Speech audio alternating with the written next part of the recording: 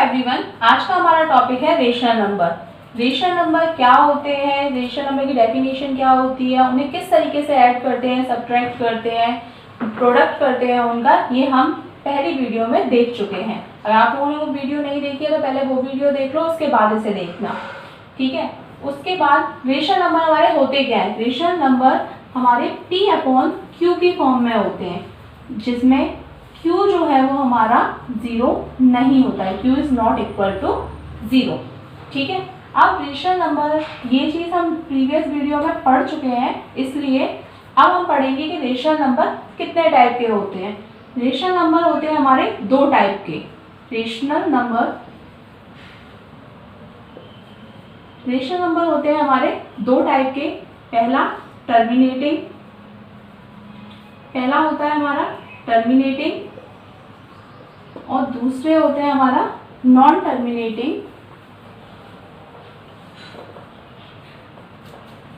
Repeating, ठीक है। तो रेशनल नंबर होते हैं हमारे दो टाइप के, पहला टर्मिनेटिंग और दूसरा नॉन टर्मिनेटिंग, रिपीटिंग। जैसे टर्मिनेटिंग का मतलब है किसी चीज को तोड़ना या किसी चीज पर ब्रेक लगा देना। जैसे अगर हमने कोई संख्या ली 2/5, तो अगर हम 5 का डिवाइड हम 2 में देंगे तो हमारा आंसर आएगा 0.4, यानी ये संख्या यहीं पर खत्म हो गई डिवीजन होने के बाद।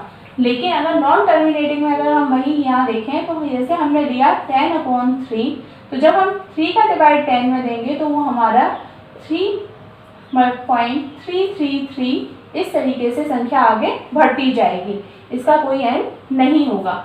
इन दोनों में टर्मिनेटिंग और नॉन टर्मिनेटिंग में यही अंतर है कि टर्मिनेटिंग का वो हम तोड़ सकते हैं या एक प्लेस के बाद हमें वैल्यू फाइंड हो जाएगी, और नॉन टर्मिनेटिंग रिपीटिंग में ये संख्या जो है पॉइंट के बाद कंटिन्यूअस चलती रहेगी, इसका एंड नहीं होगा। वैसे अगर इसकी जनरल फॉर्म देखी जाए टर्मिनेटिंग की और नॉन टर्मिनेटिंग की, कैसे पहचानेंगे कि ये संख्या टर्मिनेटिंग है या नॉन टर्मिनेटिंग है, तो उसके लिए एक फॉर्मूला है 2n मल्टीप्लाई 5n। मीन्स अगर हमारा डिनोमिनेटर 2n मल्टीप्लाई 5n में है तो वो संख्या हमारी टर्मिनेटिंग है, और अगर वो उस फॉर्म में नहीं है तो इट मीन्स वो हमारी नॉन टर्मिनेटिंग संख्या है। जैसे अगर हमने एक एग्जाम्पल लिया 1/8, 1/8 को हम क्या लिख सकते हैं, 1/2 अगर ये 2 में है, वैसे तो हम डायरेक्ट ही कर सकते हैं, जो हमें पता है कि जो टर्मिनेटिंग संख्या है वो हमारी 2n मल्टीप्लाई 5n में होगी, तो ये डायरेक्ट लिख सकते हैं कि ये संख्या हमारी टर्मिनेटिंग है। और ये है कैसे वो देख लेते हैं। 1/2, इसमें 5 नहीं है, तो हम इक्वल पावर की इसमें डिनोमिनेटर और न्यूमरेटर में मल्टीप्लाई कर देंगे। 2 है तो यहाँ हम 5 का मल्टीप्लाई करेंगे, और इसी तरीके से न्यूमरेटर में 5 का मल्टीप्लाई करेंगे, तो ये हो जाएगा हमारा 125 जब हमारे ये पढ़ा होगा आप लोगों ने कि पावर अगर सेम होती है तो बेस के बीच में जो भी साइन है मल्टीप्लाई या डिवाइड का, वो लगाकर हम पावर लगा देते हैं। तो ये हो गया हमारा 125/10⁻3, यानी 125/1000। अब हम 1000 का डिवाइड 125 में देंगे तो हमारा आंसर आ जाएगा 0.12। लेकिन अगर वहीं पर हम देखें 1/15, तो 1/15 को हम क्या लिखेंगे, 3 × 5, और सीधी सी बात है कि ये जो है हमारा 2n मल्टीप्लाई 5n की फॉर्म में नहीं है, इसका मतलब ये हमारा नॉन टर्मिनेटिंग है, क्योंकि हम इसे 10, 100 या 1000 की फॉर्म में नहीं बना सकते इस डिनोमिनेटर को। तो टर्मिनेटिंग और नॉन टर्मिनेटिंग पहचानने का तरीका इतना ही है कि डिनोमिनेटर को चेक कर लो कि वो 2n मल्टीप्लाई 5n में बन रहा है या नहीं बन रहा है। हाँ, अभी हमने पढ़ा है कि रेशनल नंबर में दो टाइप के होते हैं, टर्मिनेटिंग और नॉन टर्मिनेटिंग। टर्मिनेटिंग और नॉन टर्मिनेटिंग में डिफरेंस क्या है ये भी पढ़ लिया हम लोगों ने। अब हम देखेंगे कि अगर टर्मिनेटिंग है तो उसे हम P/Q की फॉर्म में कैसे बनाएं, और इसी तरीके से नॉन टर्मिनेटिंग है तो उसे हम P/Q की फॉर्म में कैसे बनाएं। हमारे पास संख्या है 0.125, जो हमारा क्वेश्चन था उसमें से ये निकली थी यहाँ वैल्यू। अब इसे हम कैसे बनाएंगे, तो इसके लिए तो हमारे पास सिंपल है कि हम पॉइंट हटाएंगे और नीचे 3 0 लगा देंगे, क्योंकि 3 संख्या के बाद पॉइंट है। और ये हो गया हमारा 125/1000 जो हमारा P/Q की फॉर्म में है। हम इसी तरीके से नॉन टर्मिनेटिंग के लिए देखेंगे। हमने एक संख्या ली 0.5 पर बार। अब हम इसे कैसे सॉल्व करेंगे, इसे P/Q की फॉर्म में हम कैसे बनाएंगे। तो इसके लिए हम लेंगे, मान लेंगे x = 0.555। यही होता है बार का मतलब कि ये संख्या बार बार रिपीट हो रही है। ये हो गई हमारी पहली इक्वेशन। इसे सॉल्व करने के लिए, क्योंकि ये पॉइंट की एक संख्या के बाद ही है, यानी पॉइंट के बाद डायरेक्ट 5 पर बार लगा हुआ है, एक ही संख्या है, तो हम क्या करेंगे, इसमें 10 से मल्टीप्लाई करेंगे। मल्टीप्लाई बाय 10, तो 10 का मल्टीप्लाई अगर हम इस इक्वेशन में करेंगे तो ये हो जाएगा 10x और ये हो जाएगा 5.555। ये हो गई हमारी दूसरी इक्वेशन। हम नेक्स्ट इसके लिए क्या करेंगे, नेक्स्ट स्टेप में हम सेकंड इक्वेशन में से फर्स्ट इक्वेशन को माइनस कर देंगे। Subtract equation first from equation second. अब सेकंड में से फर्स्ट को माइनस करेंगे तो 10x में से माइनस होगा x और 5.555 में से माइनस होगा 0.555। तो ये हो जाएगा 9x = 5, यानी x = 5/9। जब हमें नॉन टर्मिनेटिंग नंबर्स को हम जब P/Q की फॉर्म में बनाते हैं तो उसमें हमारा डिनोमिनेटर हमेशा 9 ही आता है। इस तरीके से अगर दो संख्या का देखा जाए कि हमारे पास है, सपोज करो हमने ले ली संख्या एक 0.25 पर बार। अब यहाँ पर दो संख्या पर बार है तो इसे कैसे सॉल्व करेंगे, हम यहाँ पर भी लेंगे x = 0.2525। ये हो गई हमारी पहली इक्वेशन। सेम है क्योंकि 25 पर बार है, इसका मतलब 2525 रिपीट हो रहा है बार बार। यहाँ दो संख्या पे बार है इसलिए इस बार मल्टीप्लाई किसका करेंगे, 100 का। मल्टीप्लाई बाय 100, तो ये हो जाएगा हमारा 100x = 25.2525। ये हो गई हमारी सेकेंड इक्वेशन। जैसा हमने इसमें किया था, सेकेंड इक्वेशन में से फर्स्ट इक्वेशन को माइनस किया था, इसी तरीके से हम इसमें करेंगे। Subtract equation first from equation second. तो 100x में से माइनस होगा हमारा x और 25.2525 में से माइनस होगा हमारा 0.2525। पॉइंट के बाद नंबर्स जो है सिंगल पढ़े जाते हैं। ये हो गया हमारा 99x = 25, यानी x = 25/99। मैंने पहले भी बताया था कि जो डिनोमिनेटर है वो हमेशा 9 की फॉर्म में आता है। अगर सिंगल है तो 9, अगर 100 का मल्टीप्लाई करते हैं, दो संख्याओं पे बार होता है तो 99, अगर तीन संख्या पे बार होता है तो ये होता 999। अब हम देखेंगे रेशनल नंबर को नंबर लाइन पर शो करना। नॉर्मली बच्चों को इसमें परेशानी आती है कि हम रेशनल नंबर को नंबर लाइन पे किस तरीके से शो करें। तो हम जानते हैं नंबर लाइन, एक हमने लाइन ड्रॉ की और इसके सेंटर में लिया 0।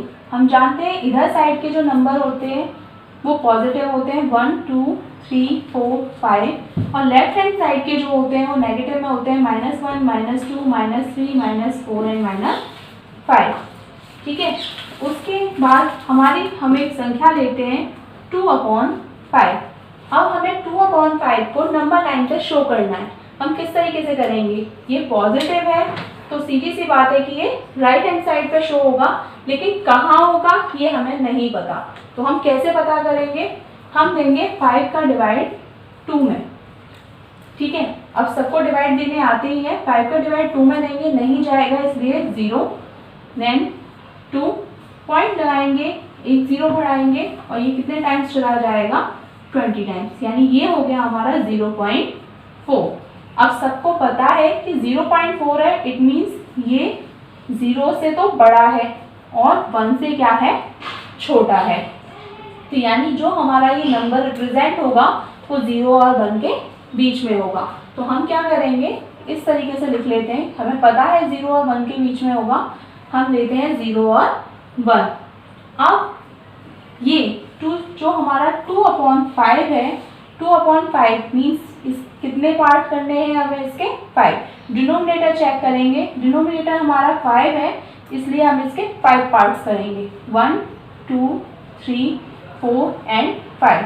तो जो पहला हमारा नंबर हो गया वो हो गया 1/5, दूसरा 2/5, थर्ड 3/5, 4/5 और ये हो गया हमारा 5/5। इट मीन्स 1 हमें क्या करना है 2/5 को नंबर लाइन पर शो करना है, तो ये कहाँ शो होगा हमारा यहाँ पर, यानी ये जो होगा वो होगा हमारा 2/5 0 और 1 के बीच में सेकंड पॉइंट पर।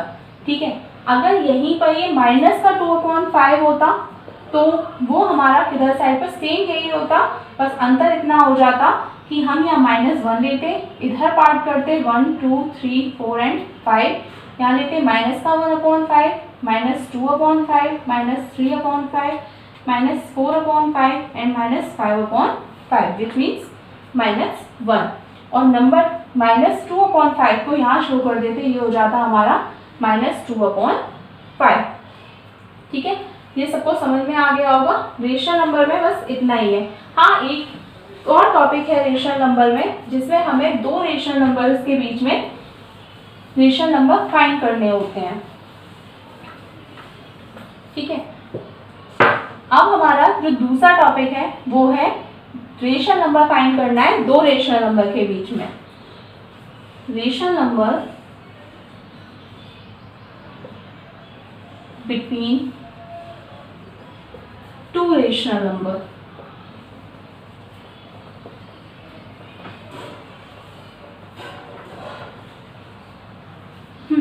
तो कुछ बच्चे क्वेश्चन पूछते हैं कि रेशनल नंबर हमेशा P/Q की फॉर्म में होते हैं, तो क्या 2 है 3 है 4 है, ये रेशनल नंबर है या नहीं है?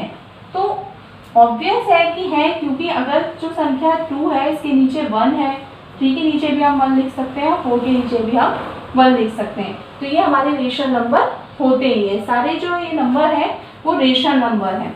अब हम दो रेशनल नंबर्स के बीच में और रेशनल नंबर किस तरीके से फाइंड करेंगे। सपोज करो हमने ली दो संख्या 2 एंड 5 और 2 और 5 के बीच में हमें रेशनल नंबर निकालना है, तो हम कैसे निकालेंगे? ये तो सिंपल है, हमें पता है कि 2 और 5 के बीच में जो नंबर आएंगे वो होंगे 3 और 4। अगर हमारे पास -2 और 5 होता तो इसके बीच में नंबर क्या आते? -1 0 1 2 3 4 ये होता। लेकिन अगर वहीं पर हमारे फ्रैक्शन की फॉर्म में हो, जैसे हमने ले लिया 2/3 एंड 4/5, अब हमें इसके बीच में रेशनल नंबर निकालने हैं, तो कैसे निकालेंगे? इसके दो तरीके होते हैं। पहला तरीका क्या होता है कि हम इसके डिनोमिनेटर को क्या कर दें? सेम कर दें। डिनोमिनेटर को सेम करने का मतलब ये है कि ये 3 है हमारा, ये 5 है, इसमें अगर हम ऊपर नीचे 5 का मल्टीप्लाई कर दें और इसमें ऊपर नीचे 3 का मल्टीप्लाई कर दें, तो ये हो जाएगा हमारा 10/15 और ये हो जाएगा हमारा 12/15। तो इजीली हम इसके बीच की संख्या बता सकते हैं। 10 और 12 के बीच में क्या आता है? 11, यानी 11/15। ये अब लेकिन ये तब है जब हमसे बोल दिया एक रेशनल नंबर निकालना है। अगर किसी ने हमसे बोला कि हमें 4 निकालने हैं 5 निकालने हैं, तो हम कैसे निकालेंगे? तब हम इस डिनोमिनेटर को थोड़ा सा जो मल्टीप्लाई 5 और 3 का किया है इसको चेंज कर देंगे। जैसे हमारे पास है 2/3 एंड 4/5। ठीक है, जैसे कॉमन जैसे एलसीएम लेते हैं या डिवाइड करके देखते हैं, दोनों के टेबल में 60 भी आता है 30 भी आता है। पहले 30 करके देख लेते हैं। 30 के लिए इसमें हमने मल्टीप्लाई कर दिया 10 का और इसमें मल्टीप्लाई कर दिया 6 का, तो ये तो हो गया हमारा 20/30 और ये हो गया हमारा 24/30। इसके बीच के नंबर क्या हो गए? 21/30, 22/30 एंड 23/30।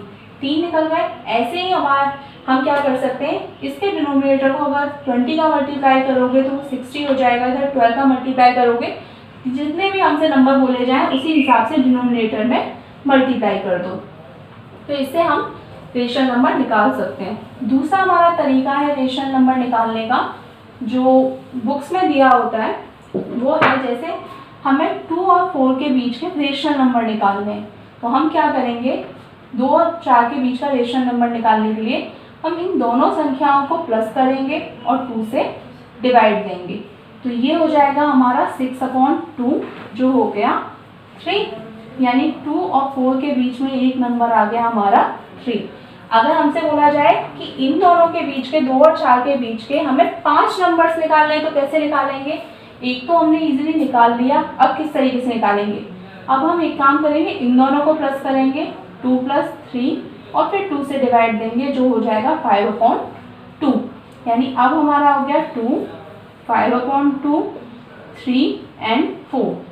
अब हम इन दोनों के बीच का एक रेशनल नंबर निकालेंगे जो हो जाएगा 3 + 4/2 यानी 7/2, यानी अब हो गया 5/2, 3, 7/2 एंड 4। अभी हमारे सिर्फ 3 नंबर निकले हैं रेशनल नंबर, हमें 2 और निकालने हैं तो हम इन दोनों को ले लेते हैं। तो ये हो जाएगा 2 + 5/2/2। इसको हम सॉल्व करेंगे, ये हो जाएगा 4 + 5/2। ये इसके साथ मल्टीप्लाई में चला जाएगा। ये तो आते हैं ना किस तरीके से मल्टीप्लाई करते हैं। अगर हमारे पास 4 और /2/5 है, इसका मतलब ये डिनोमिनेटर की जो संख्या है फ्रैक्शन में है तो 5 ऊपर मल्टीप्लाई में जाएगा। और अगर 2/4/3 यानी ऊपर जो संख्या है वो फ्रैक्शन में है तो जो ये 4 है वो 3 के साथ मल्टीप्लाई में जाएगा। ठीक है, तो ये हो गया हमारा 9/4, यानी अब हमारा जो 4th रेशनल नंबर है वो निकल आया 9/4, 5/2, 3, 7/2 एंड 4। ऐसा नहीं, हम इनके बीच में से निकाल सकते हैं, इसमें से, इसमें से, इसमें से, हमारी मर्जी है हम किसके बीच के रेशनल नंबर निकाल रहे हैं। अभी हमें एक रेशनल नंबर और चाहिए, हम इन दोनों के बीच में से निकाल रहे हैं, इनके दोनों के बीच में से निकाल रहे हैं या इन दोनों के बीच में से। हम चाहें तो इन दोनों के बीच में से भी निकाल सकते हैं, लेकिन हम क्या करते हैं, इन दोनों के बीच से निकाल लेते हैं। अब हमारा हो जाएगा 5/2 + 3/2। अब हमारे जो रेशनल नंबर है हम यहाँ लिख लेते हैं 2, 9/4, 5/2, 3, 7/2 एंड 4। हमारे 4 रेशनल नंबर तो हमें मिल गए, एक और हमें निकालना है क्योंकि हमें 5 फाइंड करने थे। तो हम कैसे इन दोनों के बीच से निकाल लेते हैं। तो ये हो गया हमारा 5/2 + 3/2, यानी उन दोनों संख्याओं को प्लस करो और 2 से डिवाइड दो। ऐसा एलसीएम लिया हमने, हो गया 2, ये हो गया 5 + 2 3 = 6/2। इन दोनों का मल्टीप्लाई हो जाएगा, ये हो जाएगा 11/4। यानी अब हमारे जो 5 रेशनल नंबर 2 और 4 के बीच के थे वो थे 9/4, 5/2, 5/2 और 3 के बीच का आ गया 11/4, 3 एंड 7/2। अगर हम इस मेथड से भी चाहें तो कितने भी रेशनल नंबर निकाल सकते हैं और इसी तरीके से पहले मेथड से भी हम कितने भी रेशनल नंबर निकाल सकते हैं। तो आज का हमारा ये टॉपिक यही खत्म हो गया।